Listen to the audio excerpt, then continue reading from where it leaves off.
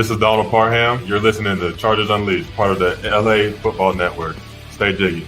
Hey, this is Chris from the second, Chargers outside linebacker, and make sure you check out Chargers Unleashed. Shout out to Chargers Unleashed, Sebastian Joseph Day, you know the vibes, we outside. Are you checking in with Mike Williams from the LA Chargers, and you're tuning into the Chargers Unleashed? You're listening to the Chargers Unleashed podcast with your host, Dan Wolkenstein and Jake Hefner.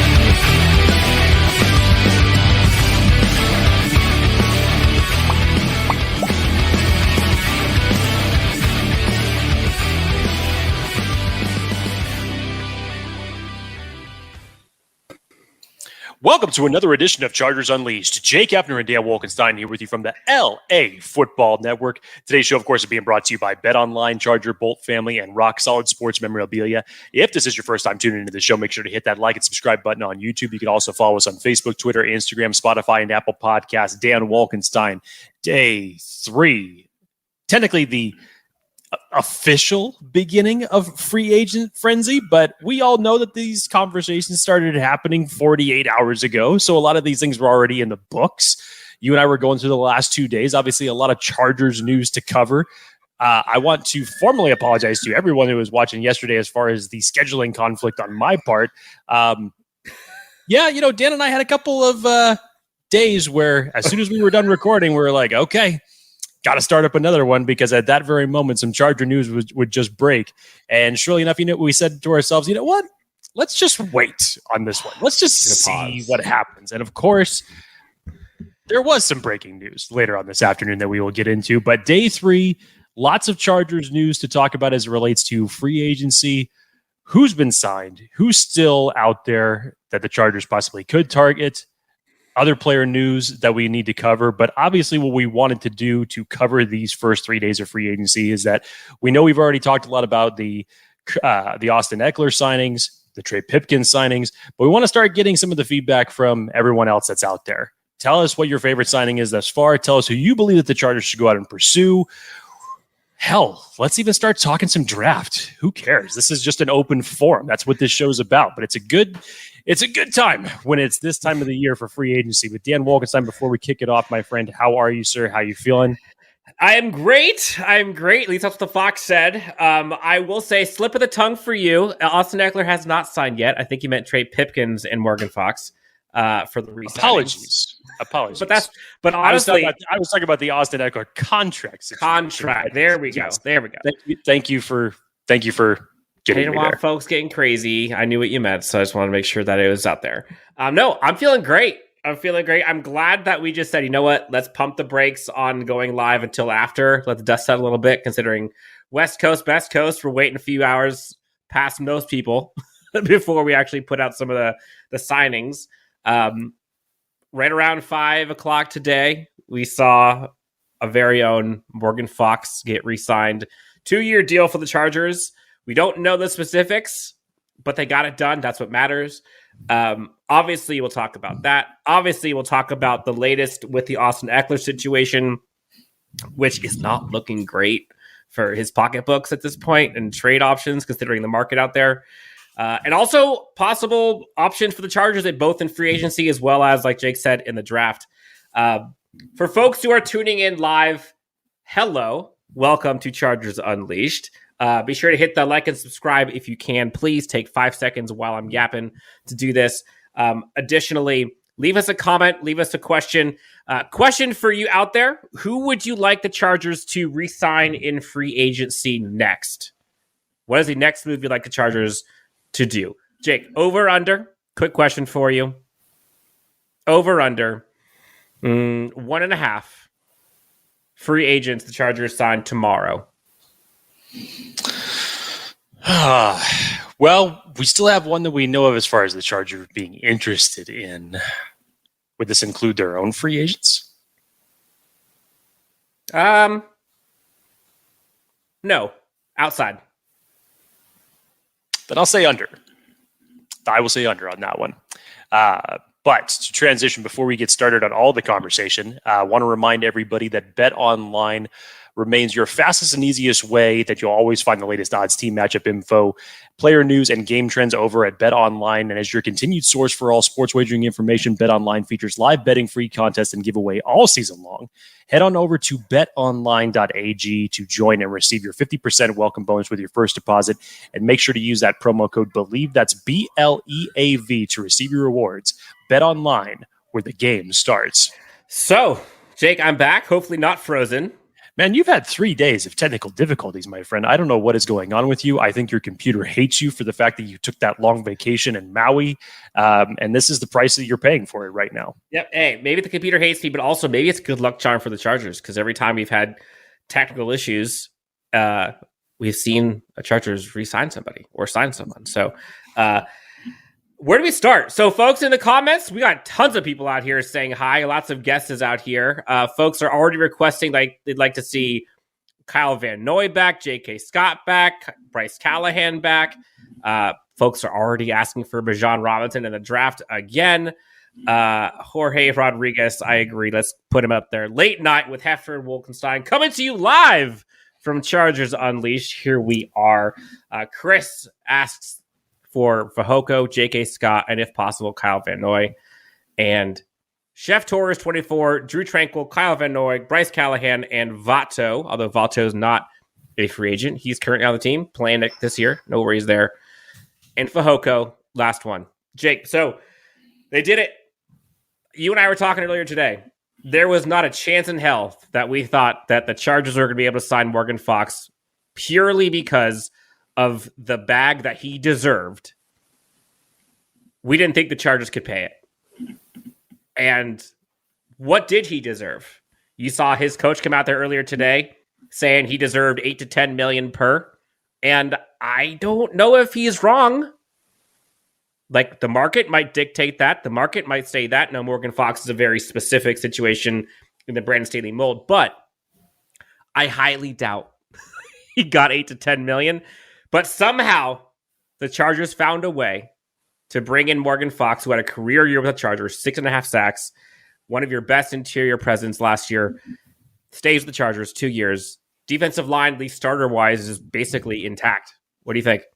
I mean, it was such an important signing that they had to bring Morgan Fox back. Now that we obviously had the news that they're letting Brandon Fehoko test the open market, Jerry Tillery's gone. You still have Austin Johnson, Tito Agbanigba, and Christian Covington coming back from injuries. So there had to be some way that you could figure out how to do this. And yeah, at first, it may have seemed that Morgan Fox had priced himself out of the market with the year that he had. But what he gave you to that defensive line, especially when it came to interior pressure, which is not the easiest thing to find out there on the open market for guys that can do it consistently and do it well. This was a great get by the Chargers as far as bringing him back. I'm not sure what the deal is. You know what Ed McGuire usually does with some of these deals and what him and Tom Telesco are able to pull off when they put their heads together. So a 2-year deal, I'm still even looking on here just to see if there has been any updates as far as the financial numbers goes, but I have not seen them. If someone happens to beat me to that, go ahead and throw it in the chat and let us know. But Dan, this was vital. It really was, because if you were saying to yourself, okay, that we were about to go into this draft season with Sebastian Joseph Day being your only healthy interior defensive lineman, you may have had to have kicked that priority of interior defensive line as far as draft needs goes a lot higher than probably what you would expect to be investing in it just over 5.5 weeks from now.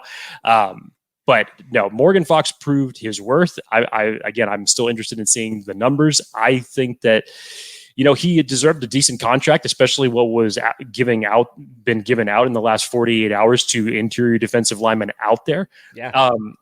And I think he's a versatile piece. I mean, he brings a lot to the table. He really does. He is a chess piece on that defense. And you saw how Brandon Staley deployed him, and it really, really worked for this team. So it was a vital piece as far as generating pressure, especially when Joey Bosa was out last year. Definitely was a great replacement for Jerry Tillery when he ultimately ended up getting cut. And really, when three of your interior defensive linemen went down, he stepped up in the biggest possible way. So The Chargers absolutely had to do this because if they were not able to pull this one off, it'd have been difficult to see as far as free agency goes who you would have been able to find that would at least replicate that type of versatility and the numbers that he put up. Let's have a little bit of price. Yeah, let's have a little fun here for 20 seconds. Jorge Rodriguez talked about it. Raiders signed Jerry Tillery. Chargers signed Morgan Fox. It's a good day to be a Chargers fan. Jake, this might be a low blow. Raiders fans are having a tough week, man. They go from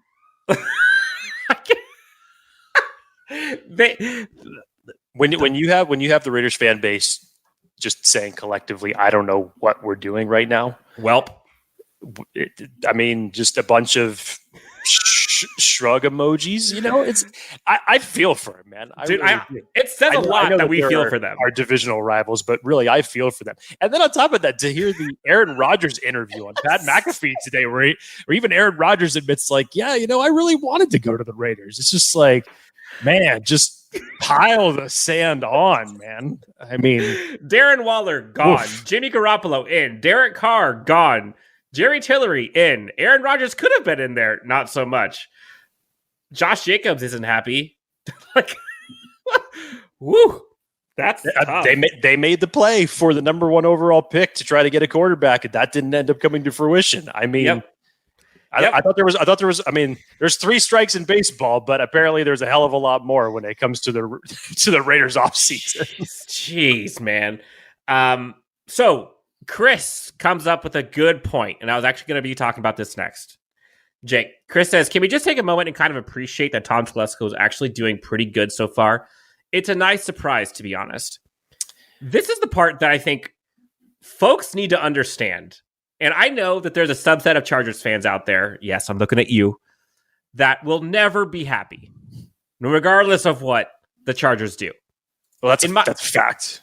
In my opinion, the Chargers' top 3 priorities this offseason for internal free agent re-signings: Trey Pipkins, Morgan Fox, Drew Tranquill. So far, they're 2 for 2. Drew Tranquill, TBD. Clearly, the linebacker market is not what we thought it was. You saw Levante David get $7 million, so I don't think Drew Tranquill is going to get that. You saw the front office kind of play hardball with Austin Ekeler. Austin Ekeler is granted permission to go seek a trade. You're seeing running back deals go out now. Where what was Miles Sanders? Was it 6? I think it was 6.25 a year. For 4 years? Yeah, 4-year deal for $25 million. Yeah. No. Austin Ekeler and his agent, I guarantee you, are not happy right now. And the Chargers are in the driver's seat. They have the leverage. There's nothing Ekeler is not going to get what he wants. The Chargers are letting Parham go test free agency. They're letting Fehoko go test free agency. They're letting the guys go. They figured out what they thought the market was going to look like. And so far, they've been dead on. They have been dead on. And so, yes, take a moment and appreciate the fact that the Chargers have done a great job so far, given the cap situation. Again, remember the restructuring that went on. Given the free agents that needed to come back. The Jerry Tillery, the Trey Pipkins one on offense, I think is just as important as the Morgan Fox one on defense. They're both huge. And say what you will about Morgan Fox and how much he's going to get paid, whatever. The fact that the Chargers defense is going to be able to have continued continuity with this roster, I think is huge. I think that's when Morgan Fox comes in. I think that's probably the biggest advantage for me is it's not another year and a half for somebody to come and figure this out.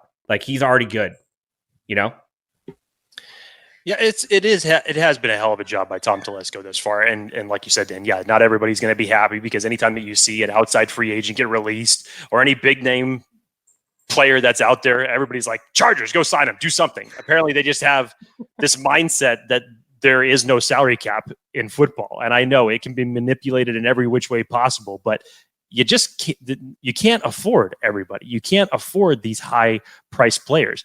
Hell, the report that we heard today about the Chargers being interested in tight end Dalton Schultz, and everybody was making connections because of the Kellen Moore coordinator during his time in Dallas now, and even he's getting priced out because apparently his market was around the 12 to 13 million per year projection. No way. And obviously, I'm not sure what team is going to give him that. Obviously, it doesn't seem like any team will, but the Chargers wouldn't even be able to afford that if that indeed was what the market was for him. So roughly right now, and again, pending what the numbers have come through for Morgan Fox, the Chargers will probably have,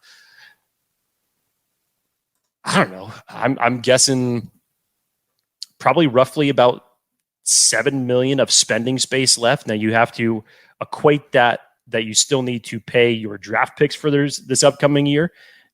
So there are still some players that could be released. Obviously, everybody's kind of still waiting for the Dustin Hopkins release to take place to create that type of room. Whether or not Austin Ekeler ends up returning to this team, that is about a $6.5 million in cap space fluctuation that could take place. Yep. So things can still be done, but the Chargers do not have all the spending space in the world. And really what the most important thing for them was, outside of getting those restructures done, and there were a hell of a lot more restructures done than we originally thought they were going to do, that their most important things that they could do this year in free agency was sign some of their big impact players that they had to bring back. This is not the spending spree that the Chargers were able to go on last year and go out and get everybody that they could. The Drew Tranquils, the Trey Pipkins, the Morgan Foxes, they were important. And thankfully, you've at least brought back 2 out of the 3 of those. And that was the priority in this offseason. So if Tom Telesco is indeed, by all indications, going for that all-in season, he's doing what he can to at least make that an effort. Yeah. And again, this is without some possible additional restructures that could possibly happen. And look, if the Chargers wanted to go get Dalton Schultz, they can get Dalton Schultz. Period. They can make it happen. There's no question about it. Like if they prioritize him, his contract number would probably have to come down to about $3 or $4 million a year. It will have to come down $3 or $4 million, not $2, $3 or $4 million. But if the Chargers can decide, I want Dalton Schultz, and I will get rid of Gerald Everett. I'll eat the $4 million cap that I have to take, save $4 million roughly, and then, put, whether it's a signing bonus, whatever it is, and have like a $5 million cap hit. Like, they could do that. Will they? Should they? I don't know. But the likelihood is still there. And so for everyone saying they can't do it, they don't have money. Like, you just saw the Chiefs go out and get crazy this offseason already, and look what they're doing. They got Mahomes restructuring again. Speaking of going crazy, if you want to make another comparison as far as everybody with the Trey Pipkins news yesterday, and when you saw the 3-year, what was that, $7.5 million that he got, Dan, or $7 million? Justin, Bengals just signed Orlando Brown. 4 years, $64 million. Good Lord. That includes a $31 million signing bonus. Now, obviously, it's different between a left tackle and a right tackle, but wow. How much? 4 years, $64 million. $31 million in signing bonus. Whoa. Literally, Trey Pipkins is, I think, less than half of that. Yeah. So, value. You can call to Coupon Tom however you want. Like, I'm glad he's our GM right now, because if he wasn't, I don't think that we'd be in the spot that we are, where we can have all these players. So look at the big picture. Okay. The Chargers have the entire offseason ahead of them. They have the draft to shore up the holes they have. There was a question in here. I don't know if I could find it here quickly, but there was a question asking, what are the Chargers going to do to fix the run game, or to stop the run on defense? Valid question, Steve, by the way. Good news, they have a ton of time to figure that out. And honestly, damn well that is one of the things that is probably keeping Brandon Staley up at night every night. Because the idea of his defensive scheme is to allow rushes of 2-3 yards a clip. That's fine, but not to give up the big one. And that's what plagued this Chargers defense almost the entire year. You saw a stretch of 4, 5, 6 games in a row in the middle part of the season. They gave up 40, 50, 60 yard chunk plays on runs. That's what can't happen. And so Whether that's through the draft, whether maybe they can get a Kyle Van Noy on the cheap again, who knows? This offseason's been weird so far with what the ceiling and floors are and what they thought they would be. There's still time. And so for them to be able to have that front five locked already with only the improvement possibilities, like, you take that. Jake, I don't know if you saw this. There was a question that came in about everyone talks about the eye emojis. We saw it happen last year with Derwin James with the eye emojis. Derwin posted eye emojis. Bolt Maniac asked, Dan, Derwin James posted eye emojis earlier. Any insight? Heard something about Dalvin Cook too. Jake. So there are two things here since he asked me. One, the Dalvin Cook one, I think that's just a Florida State connection. Jake had to kind of talk me off the cliff there. I'll give him credit for that. Eye emojis today, I think something's happening. Jake, do you think something's happening based on those? Derwin's not stupid. I don't think Derwin's out there trolling people. I really don't. No, but at the time when he dropped those emojis, that was just after, if I remember correctly, that was just after the news of Darius Slay and Ezekiel Elliott and what was happening with them, that they were not going to be with the Chargers and the Eagles any longer. So he dropped it shortly after that. And obviously that's big news for the NFC East. That's big news all the way around. And just in general, free agency news. So I think he was basically just saying, hey, a lot's going on. I think that's what it was. I really do. But look, the one person to blame / give a pat on the back for is Sebastian Joseph Day. Yes. Because he's just got to be sitting back at home just loving this. Because anytime that he even tweets anything, it could be a random assortment of emojis. Yep. People will go bonkers over it. But when he gets specific, it gets even more. And today, I'm not paraphrasing because I don't have it in front of me, but I believe his tweet said, "Give me John Johnson III." Technically, he put it as JJIII.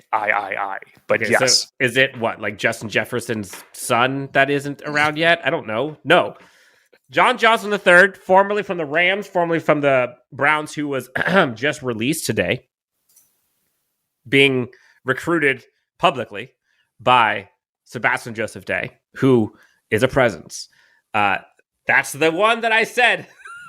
That's the guy I want on defense. Look, I don't know what the price tag will be. Sebastian Joseph Day was kind of integral in recruiting Morgan Fox last year over to the team. So and Sebastian Joseph Day has connections to John Johnson. And nothing that I have seen publicly outside of the announcement that was made on Monday as far as the Chargers were going to be active in pursuing John Johnson when he became available. Check. I'm not sure what type of competition the Chargers have for him, but the Chargers have a need at the safety position because you don't know what you have yet with JT Woods. Obviously, Alohi Gilman filled in admirably for him. And obviously, Nasir Adderley is not coming back to this team next year. So in terms of putting somebody back there with Derwin James that you could help elevate this secondary, this is a player who had his best year under Brandon Staley with the Rams back in 2020. Had a little bit of a drop-off during this last year with the Cleveland Browns, but he does have some familiarity because we have the Chargers now obviously hired Jeff Howard as the linebackers coach, but still some familiarity there with the coaching staff. So if you're looking for someone who you could take advantage of a down year in terms of cost goes, and when you put someone next to Derwin James, sometimes he can elevate some players, I think. So I think it would actually be a pretty good fit from a familiarity and a scheme and a personnel standpoint. I don't know. John Johnson fits great.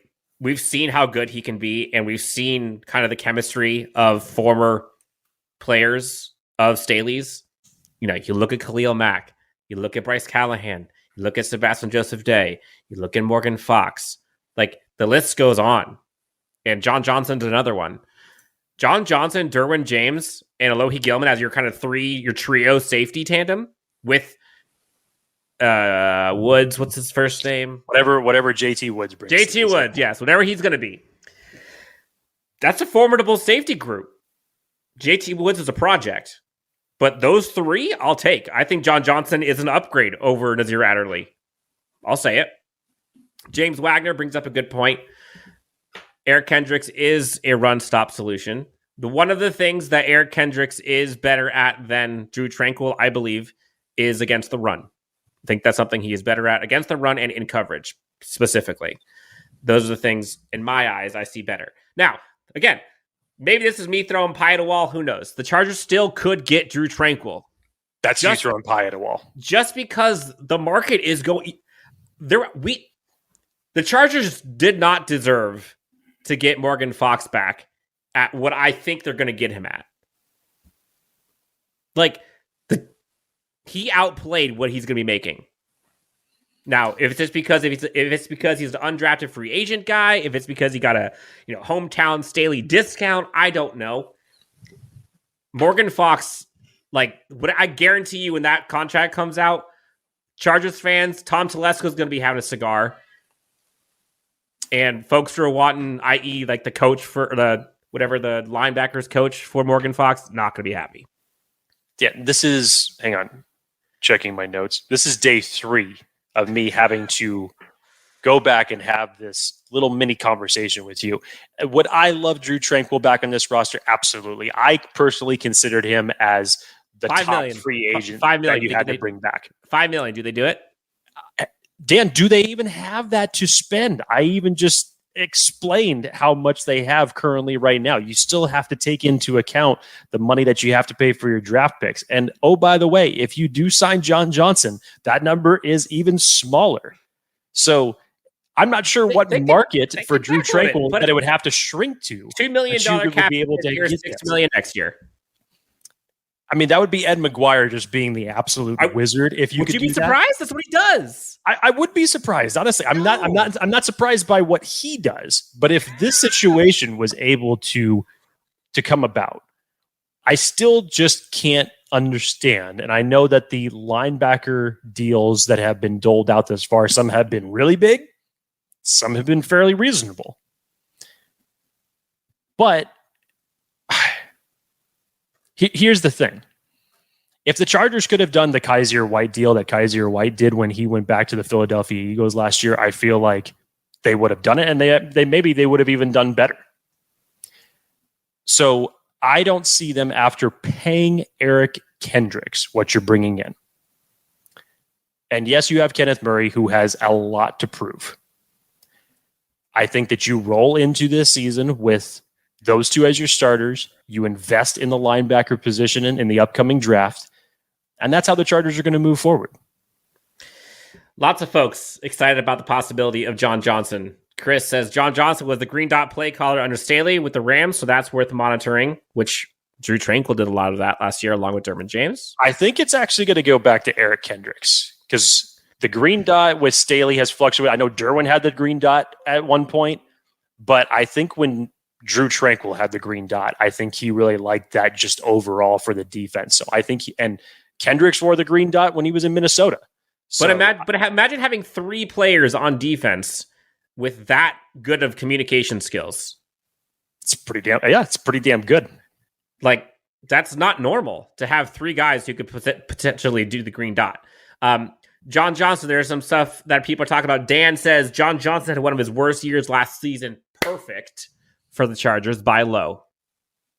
I will gladly buy low on that. If you have not seen the movie Moneyball, just go back to the scene where he's talking about his scouts. And when they're talking about, well, I know, the Red Sox want to cut him and nobody wants to pick him up. And Brad Pitt immediately just says, that's good. He's cheap for us.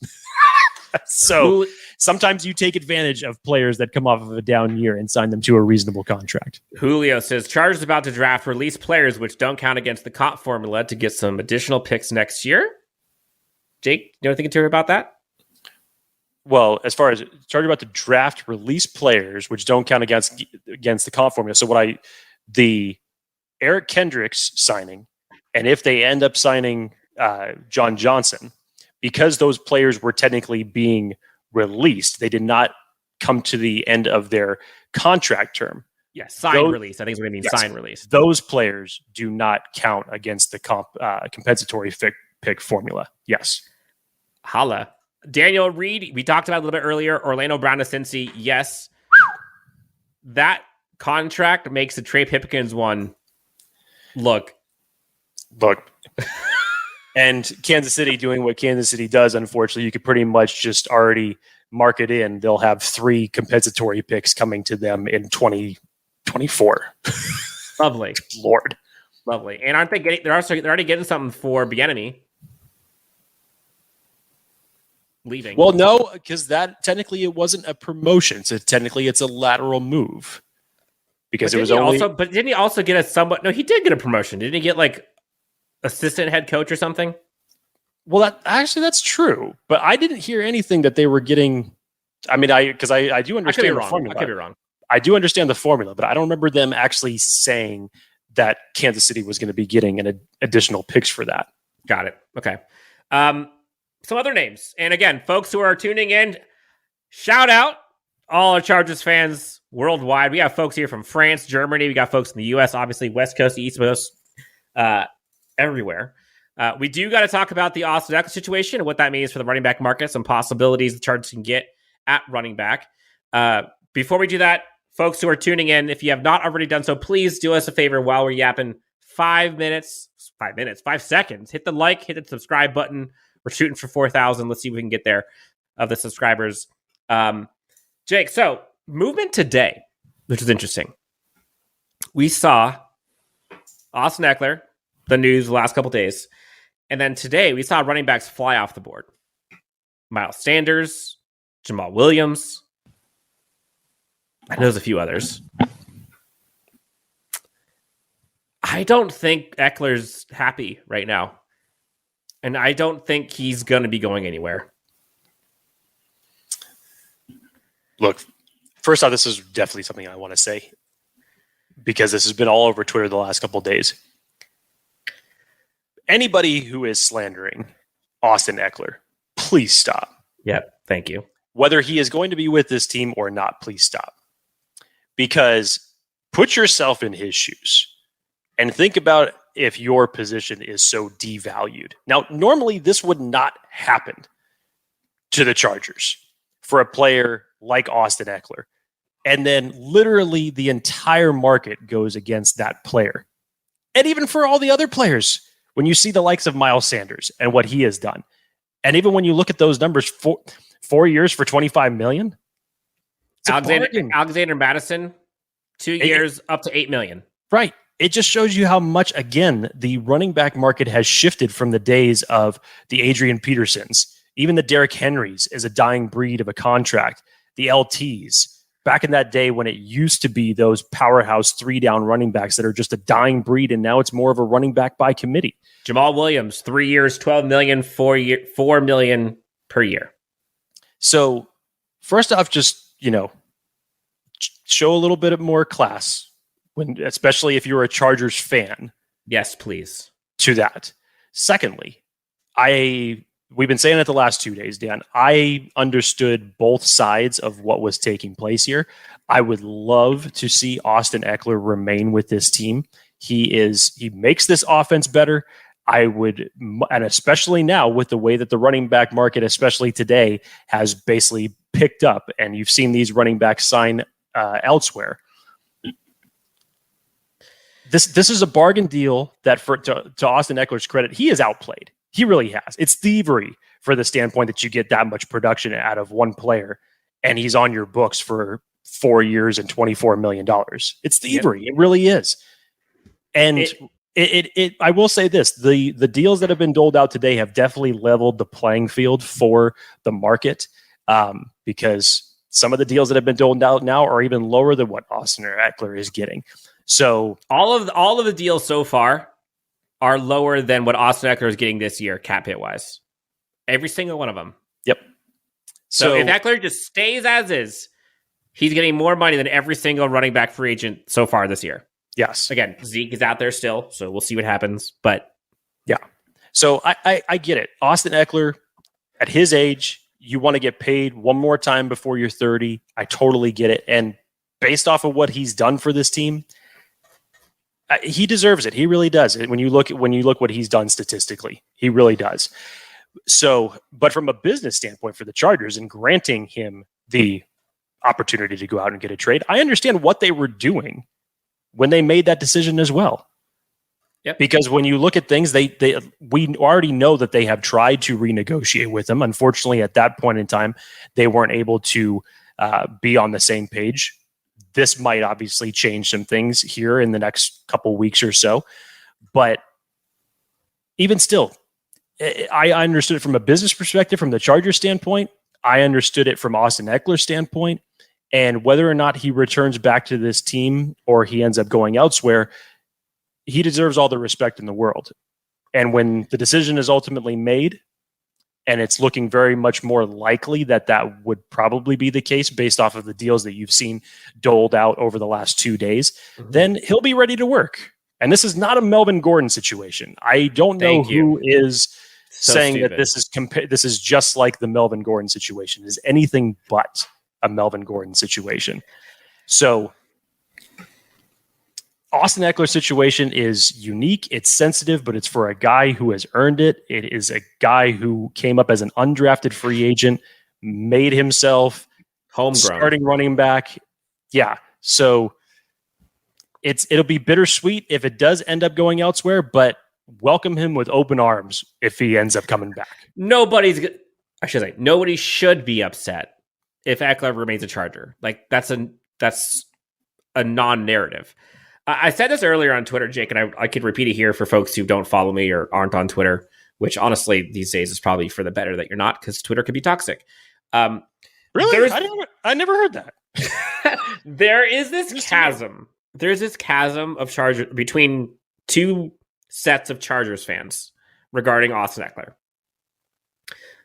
There's one side who focuses on, the catches and the production and the touchdowns in the last 2 years and the volume and kind of the lifeline that he brings this Chargers offense, which is true.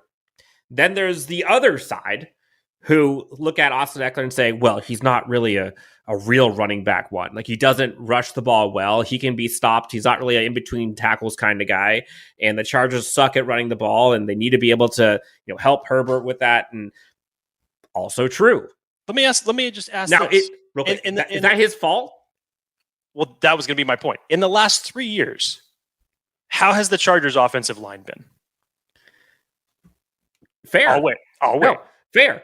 So totally fair. But I'm saying that's the two sides where one side is like, we can't let him go. The other side is like, he's replaceable. And in my eyes, I think the thing that people need to realize is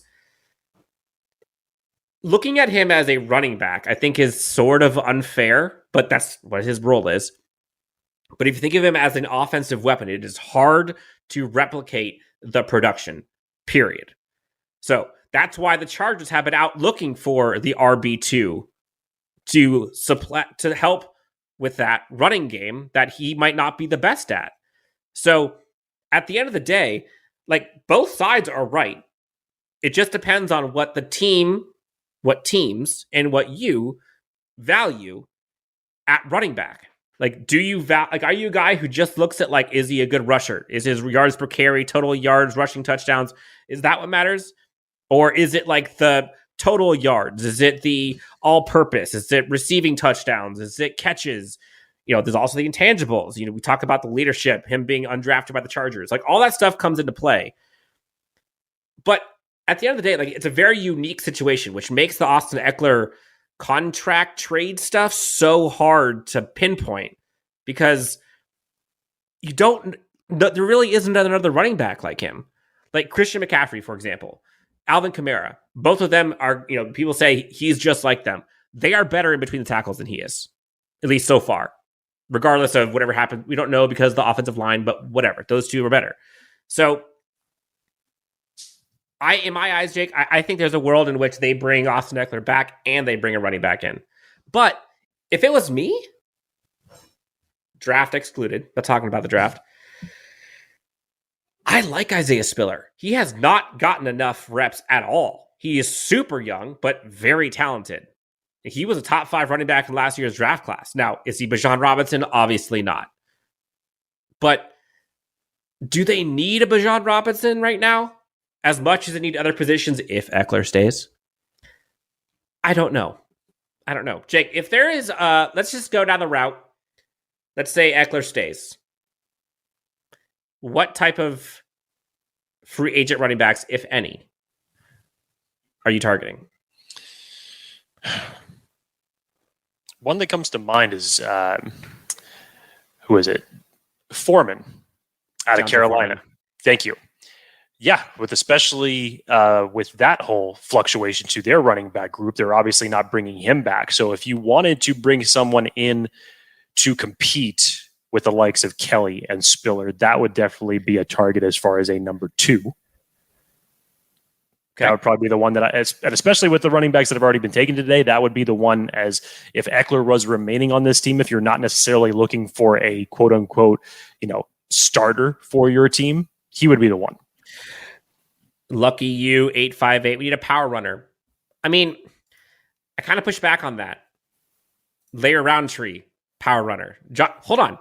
Power runner. I'm saying give me 2-3 yards and a first down. Larry Roundtree, power runner. Joshua Kelly, power runner. I would say Isaiah Spiller, power runner. Like, we've seen power runners come and go. Is it the power runner that we need, or is it the scheme/line that has to get fixed? I mean, look, there was... Like, there could run 2 or 3 yards if the offensive line's good. There was a reason why LT said in the huddle before he broke the all-time single-season rushing touchdown record that he said to his offensive lineman, come and celebrate with me in the end zone, because he knew that he does not get that without his offensive line. Everybody who's out there saying like, oh, if Ekeler doesn't come back, go out and get Zeke. Let me tell you something. If you put Austin Ekeler behind the Dallas Cowboys offensive line, I guarantee you those numbers are going to jump. If you put Ezekiel Elliott behind the Chargers offensive line last year, what do you think is going to happen? Yep.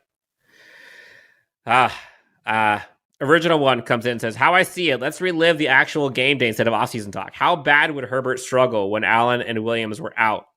Ekeler on game day is so valuable. True. Again, safety valve literally was what was keeping this offense afloat at times with those guys out. So, look, the running back situation, I think, is very fluid, obviously. But I think if you were reading the tea leaves today, I think the chances of Ekeler being on this team in 2023 are higher today than they were yesterday. So we'll have to see how this plays out. For folks in the chat watching live, send us some questions real quick. We probably got another 15 minutes and then we are out of here. So send us your questions or topics you'd like us to discuss in the last 10 minutes or so. We'll try to go rapid fire. Jake, so far, last year, obviously, we saw the Chargers go cray-cray in free agency at the beginning. But then, throughout the offseason, they kind of rounded it out.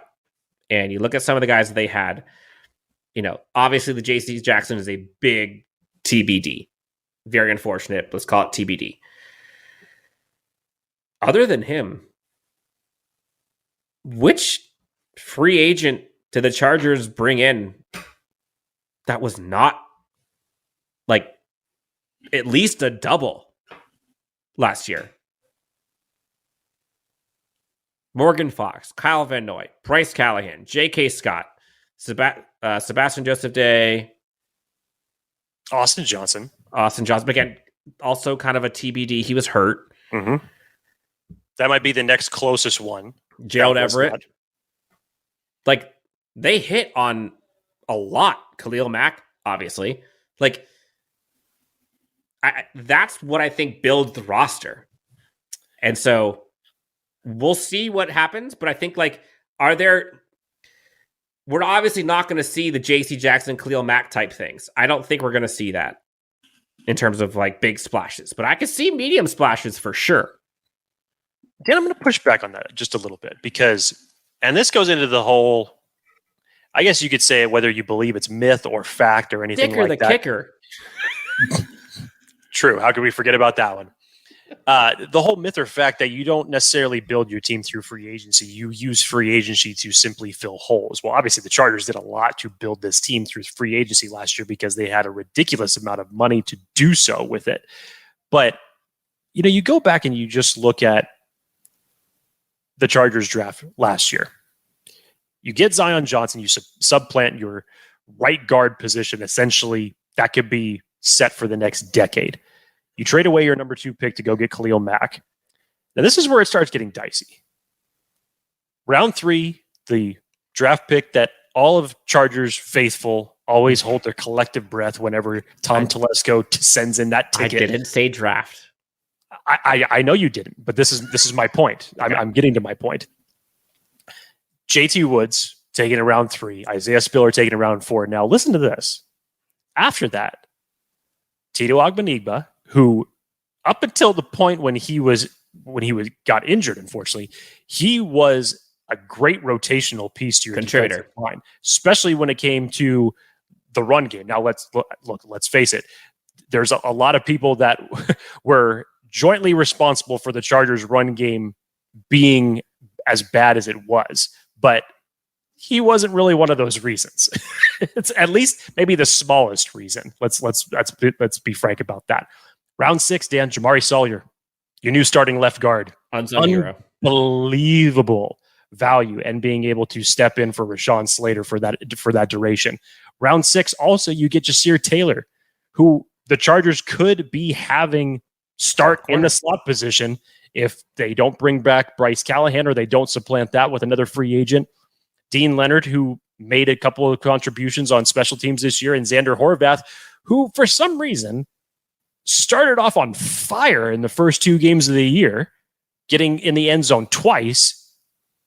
And then it was like Joe Lombardi just forgot how to use them.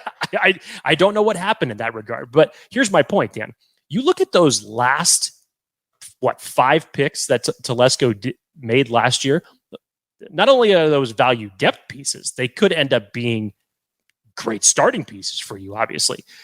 It's round 3 and 4 that you just hope you could have had a little bit better in as far as your choices goes. That's just my point, Dan. Because you're saying the whole thing about free agency, and I get that. But to me, it's half and half. I agree.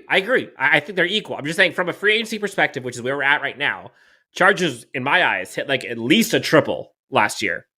And so far, given the money they have, like they've brought 2 of the top 3 priorities to re-sign, to bring back. They brought in support with Eric Kendricks for run support. Like they're tied to John Johnson right now, which we'll see if that actually comes to fruition, but like that would be sweet. Like they're doing pretty good. And so far they've read the market correctly with the guys they let go out and test the market. A question came in here. Let's get a couple questions here in the last 10 minutes or so around. They said, put your GM hat on for a second. How do you see the John Johnson contract looking? Oof. I mean, if you were to make it work based off of the numbers that the Chargers have left as far as spending money goes, again, hopefully you take an advantage of a down year. I would assume that it's probably going to be either a 2 to 3 year deal for him. Probably 2 years. Keep that overall cap down. Maybe you can find something maybe between the $4.5 and $6 million range. Maybe that. You think they can get them that low? Well, look, I'm judging off of what they have to spend, what the Chargers have available to spend right now. Not necessarily the market, but I'm saying if he's interested and off of the year that he's had, and obviously if he's not choosing to run with the market and find possibly another better deal, and given what the Chargers have left to spend, that would probably be the neighborhood that I would think that you could get him at. Yeah, I mean, it's not going to be easy. I wish I could just snap my fingers and say it's going to be as simple as that, but we'll see what happens. Yeah, I think Von Bell, his average annual value is like 7.5. Juan Thornhill, we just saw, I think he's going to be $7 million per. Obviously, Jesse Bates way higher. Jabril Peppers was $4.5 million. Like I would guess, I'm going to say like given how it's gone so far, I think I'm guessing it's like in the 5.5 to 7.5 maybe or so. And if they can make a signing bonus to where the cap hits low, like, yeah, you'll do it. Thoughts on Adrian Amos? We've seen his name come out here a couple times in the chat. they should sign either John Johnson or Adrian Amos. Are you in on Adrian Amos? Formerly with the Green Bay Packers. What, like 3 years ago? 4 years ago? I would have said yes. I liked him there. Yes. Fantastic. Would have loved him on this team 4 years ago. Now? Well, I mean, it was the same reason why the Chargers weren't able to go after John Johnson 2 years ago. It's because they had Nasir Adderley, and that was how they chose to move. And that was obviously the first year of Brandon Staley. And there were a number of different former Rams players that he was trying to get over here, but that just didn't end up coming to fruition. So we have folks already talking draft talk, which I know you said you want to get to, Jake. I was literally just about to say, can we spend the last 10 minutes of this show talking draft talk? And it's a perfect transition for what we're going to be talking about tomorrow. Hush, hush, wink, wink. Special guest alert. Make sure you have your eyes peeled for that. But yes, let's talk some draft. Let's talk some draft, baby. So off the clip, we'll ask a question here in the comments. Who do you want the Chargers to draft? Who is your guy? Not necessarily round one. Who is your guy? My guy. That you want the Chargers to draft. In the comments, let us know what you think. Again, doesn't have to be round one. It could be a day 3 hidden gem. Who do you want the Chargers to draft this year? Jake, who's your guy right now? We know who my guy is. I don't have to say it. Who's your guy? Yes, of course. Everybody knows who your guy is, Dan. You know, I'll keep it simple. I'll still even keep it in the first round here. And obviously this is fluid and it's probably still going to remain for this, but things drastically changed after the combine. And after watching some of the bigger name wide receivers either test or how they tested. Not to say that wide receivers that you're still not going to see 3 or 4 wide receivers go in the first round, but I think they're going to start going off the board much later in the first round than what people expected. So I think that the wide receiver class this year got a little bit devalued. Again, this wide receiver class is not like years past where you have the Jamar Chases, the CD Lambs, or especially even like compared to last year, as early as they started flying off the board and all the trade action that was going for that group. So my focus shifted a little bit to edge.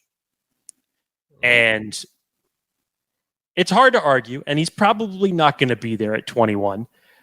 But just picturing a defense that could have a edge group collectively of Khalil Mack, Joey Bosa, and Nolan Smith. No, you're going Nolan Smith. Is just ridiculous. And I know he's probably going to be gone way before that. But I started watching Nolan Smith, before the regular season was even over. I went back and watched his tape. And I got so enamored with how he played the game. And then you go out and you watch him at the combine. And you're just like, what in the hell was that? To me, just somebody with his size, with his bend, with his speed, and he is deceptively strong. I don't care how slender you want to say he is. Yeah, he could pack on a little bit more size, but he can move some bodies, man. He can move some bodies. He's strong. So Speaking of strong, Darnell Washington. Yeah, bite my tongue on moving bodies and moving sleds.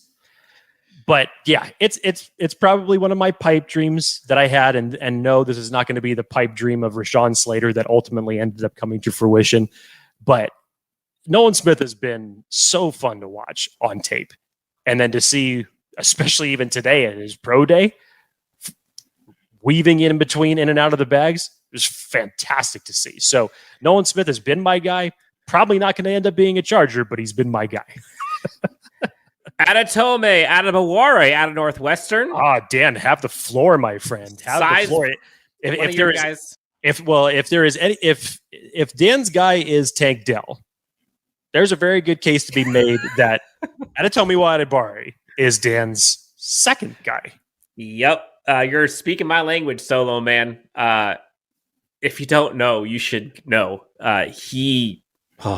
Talk about a hybrid edge interior defensive line who size be damn, like Jake seems to say. We need to get that shirt made for draft season this year, by the way. We need to tell Ryan about that. Special. climbing up boards and blew up Senior Bowl. Blew up the Combine and then blew up his pro day. I don't know if folks saw that. Northwestern alum. I'm sure Chris Harry's going to love him. Yeah, like him a lot. A lot of people talk about Dalton Kincaid. People talk about Lucas Van Nest. People talk about... No one actually mentioned Mayer, which I'm actually surprised about. Zach Charbonnet, UCLA own. Zach Charbonnet. Ryan got a good couple of minutes to talk about Zach Charbonnet when we were wrapping up the whole Combine coverage. Zach Charbonnet has really impressed. And if the Chargers... I mean, look, if Austin Ekeler ends up remaining with this team, I still believe that the Chargers can reload that running back room. I know that it has not worked out for Tom Telesco the last 3 years. And Larry Roundtree, Joshua Kelly, did elevate a little bit this year. Isaiah Spiller is, as of right now, a bunch of question marks, but there's a lot of potential. It wouldn't surprise me if he swings for it one more time. I don't know. In my eyes, that's a bad look. Going running back 4 years in a row. I say it again. It solely matters on if Ekeler remains with this team. Obviously, for everybody who wants to start bringing up the Bijan Robinson conversations, and I myself was one over the last 2 days, but how could you not talk about it with all the trade rumors? The odds for the Chargers to draft Bijan Robinson went up yet again, Dan. They went up to plus 300. They went from plus 700 to plus 300. Yeah. So I still wouldn't put it past him. I still wouldn't put it past him in the later rounds if you try to swing for the fence on another running back again. I keep saying this. Why the hell are you going to go again in the later rounds when you have Isaiah Spiller, who hasn't even sniffed the field yet, who in my eyes is a damn good prospect? Why? Why? I don't think anyone in day 3 is going to be any better than you're going to get in Isaiah Spiller right now. So to you, running back class or the running back stable with Austin Ekeler back on this team next year is going to be Ekeler, Spiller, Joshua Kelly. I'm assuming that's what you would be saying. If it's not those 3, I'm going for a running back who is proven in the NFL, and I'm not drafting one. They have too many needs. I don't disagree with you there. Okay. I still wouldn't put it past him though. Right on cue, Marcus comes in. And if Eckler's not on this team, this is going to flip that whole conversation upside down. Yes. I would rather assign a veteran. Running backs are cheap, says Marcus. Dan thinks that Ekeler is gone. Dante Foreman, hello. Jake talked about him earlier. White Mamba says that we need OL depth before Linsley's needs. Try to say that 5 times fast. I guess question here. Why didn't Spiller even play? Great damn question. That's a great mystery. It's hard for me to believe that there was a good reason that he didn't play.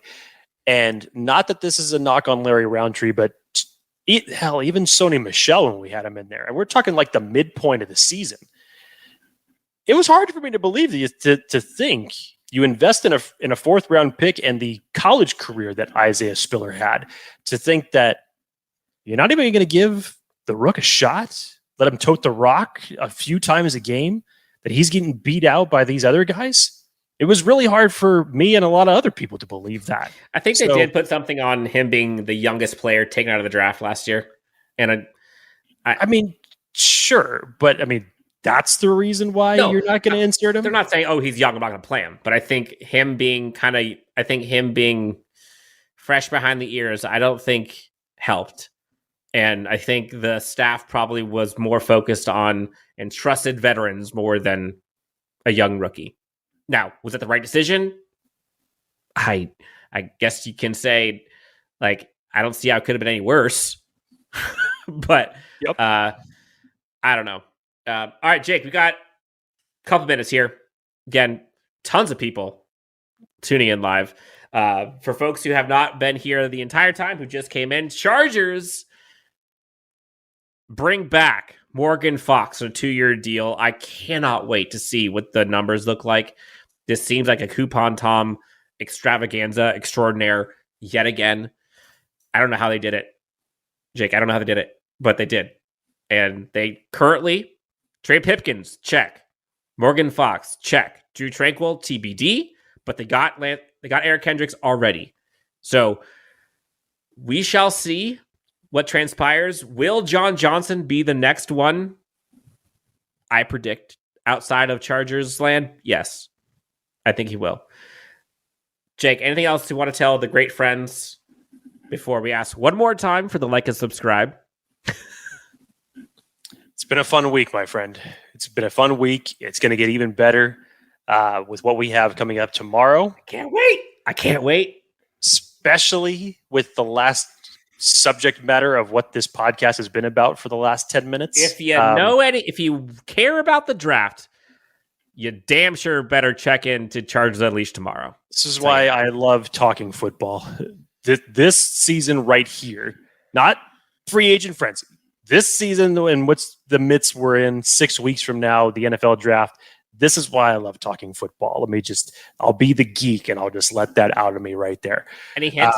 Any hints for tomorrow's guest? No, I'm just going to leave it at that because I feel like if I do any more of a hint, it would probably, there are a bunch of wizards that have always been able to decipher our codes or our subtle messages on Twitter, and they're good at it. So I can't give it any more than that.